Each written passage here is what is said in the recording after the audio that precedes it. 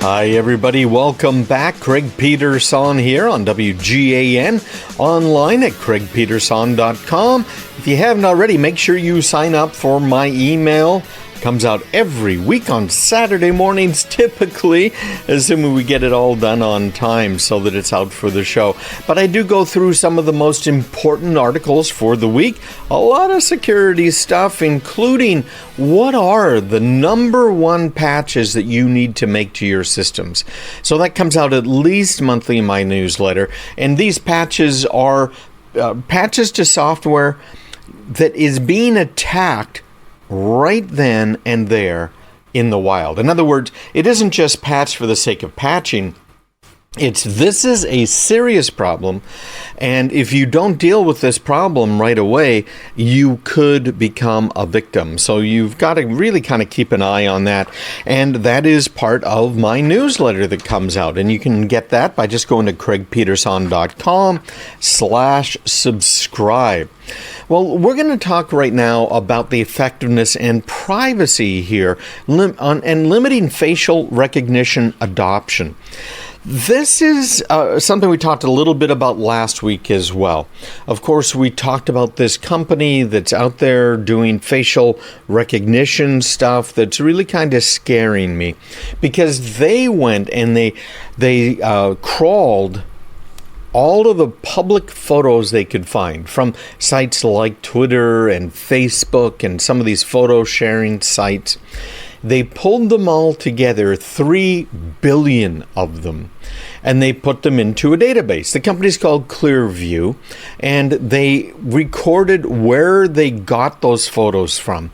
And then they've been offering it right now to the police. Obviously, they had ideas about offering it to other people, ultimately, but the police have access to it. And that's been a problem, because nothing's 100%. Plus, where do we draw? At what point do we draw a line saying, hey, my privacy extends even to those things that I've posted online? This is a fine line. It's a real problem. And as we've talked about before on my show, ultimately, the law lags far behind technology. Technology comes up with something new, and then the rules, the regulations follow the laws, which are all coming out well after the fact. Now, sometimes they try and pass laws beforehand, and that ends up being a problem because we don't know what all the problems are going to be yet. So it's a catch-22, right? You shouldn't really put the laws in place until we have the real problems, and then you're not going to see the real problems with the laws until they're in place. So when we're talking about something like this, that's not a perfect technology, how far can they go? Now, we know that if you are arrested, they can take your picture and your fingerprints. They've been doing that for a very long time. There have been a number of court cases about whether or not they can take your DNA. And of course, it doesn't have to be blood anymore. They can just do a mouth swab. They can get your DNA even from your hair. And a little bit of mixed results there. Basically, from everything I've read, the courts have come down on the side of if you are arrested and convicted, then they'll grab your DNA. And that's been used to solve some crimes. And in fact, facial recognition has been used to solve some crimes as well. But should we have the privacy in our papers, basically, in our documents? And they argue many times, the police in court, hey, listen, if you're out on a public roadway, you have no expectation of privacy. And, frankly, I don't disagree with that. I don't think you do have an expectation of privacy. But should it be legal for the police to be tracking you, your license plate, taking pictures of you as you go through intersections? Again, where is that line drawn? And when we're talking about the facial recognition databases, these things are often wrong. They've got a success rate of less than 70%. But what is going to happen when their success rate is 99%? That they are showing accurately who you are 99% of the time. Now, the next problem with companies like Clearview And as far as I'm concerned, government agencies is, how safe is our data in their hands? When you get to the databases that hold the images, they are going to ultimately have vulnerabilities. So our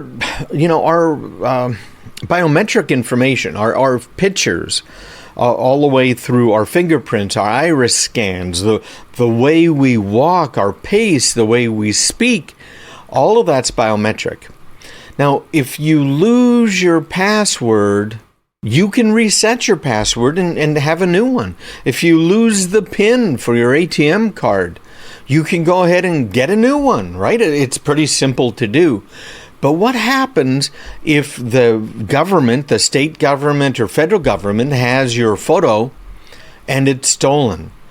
You cannot change your face. You cannot change your biometrics at all. So is there any way for us to be able to trust that our privacy is going to be protected? And the answer is, frankly, no. And is there any way we can stop the distribution of our facial data? Some states sell all of the driver's license data, most states I think now, to whoever will pay for it. So the answer to that question, is there any way we can prevent the distribution of our facial data? The answer to that is, frankly, no.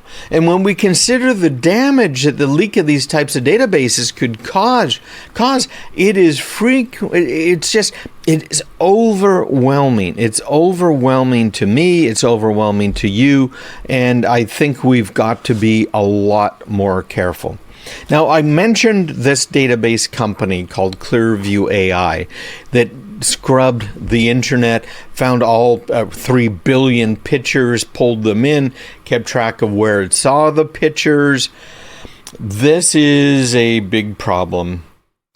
But they say, hey, listen, because they're getting sued right now, it's okay. So somebody by the name of Graham Cluley, he went to Clearview.ai's website and had a look around. And what they found is that you can have your photo removed. Yes, indeed. Now, they never asked you for permission to use your photo for their app that they're selling to the FBI, Homeland Security, agencies all around the world. No. All you have to do to have your photo removed from Clearview.ai is, are you ready? This is straight from a screenshot from their website. You can send an email to privacy-requests@clearview.ai. And then you need to submit a name, a headshot, a photo of a government-issued ID to facilitate the processing of your request. Well, what if you're concerned about this company, Clearview.ai, losing your data in the first place? Do you really want to send them a picture of your passport or your driver's license, which now most driver's license are federally compliant? Is that really what you want to do? Well, I think it's a real problem. Twitter has sent a cease and desist letter to them saying that Clearview.ai violated the policies over at Twitter, demanding any collected data be deleted.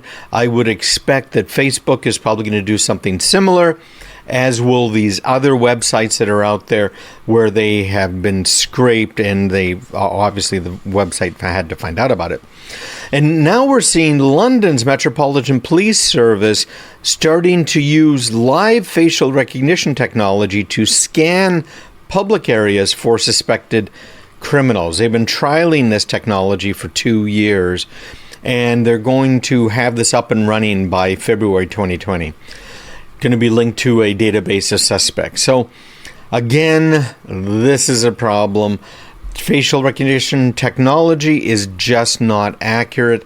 What can you do? Well, I think we should all be sending letters to our representatives in Congress, in our state houses, and letters complaining to Twitter and Facebook about companies like Clearview.ai. You'll find this articles about it up on my website at craigpeterson.com.